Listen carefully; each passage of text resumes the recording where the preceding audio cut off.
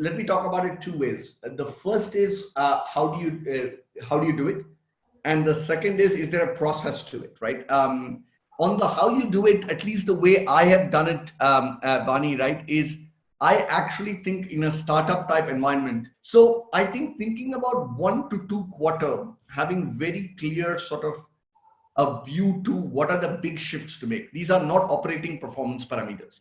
So I'll give you a Myntra example and I'll give you a Medlife example. The Myntra example was we discovered, probably not fast enough, but the cosmetic and beauty segment was growing very rapidly, and Nykaa was making rapid strides, right?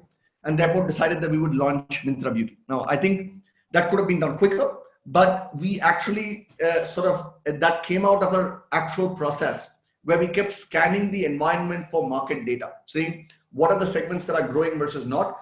Not to, I mean, this is not a consulting type thing, but literally you sort of see where is the growth happening and what do you do, right? And we did that as a leadership team, almost religiously every quarter, but if not, at least every 2 quarters. And I think that worked well. And I think the onus here is on the CEO to do it. I mean, you can get your chief of staff and whatever strategy team to help you, but the reality of it is this is your call, right? You have to make it.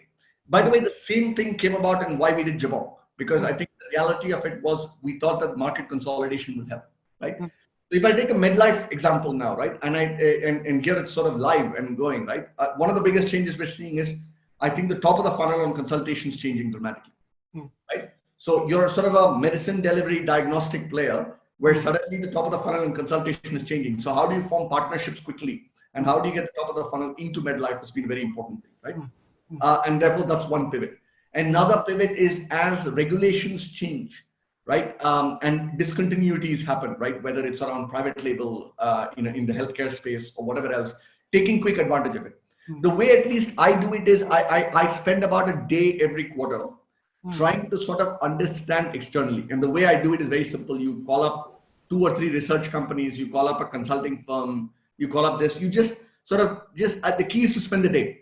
And you get somebody to organize enough data and you just read through stuff and talk to 5 to 7 to 10 people, right? I mean, it's no more scientific than that. And usually what happens is you get quickly, what are the 2, 3, 5 things that you need to look out for? Then typically I get somebody on the team to do some staff work, no more than a week. Say, what is the opportunity, etc. And then we usually debate it in the leadership team to say, is this something that's worth taking a bet on? And most importantly there, who's the one person who's going to anchor the bet for 6 months, right?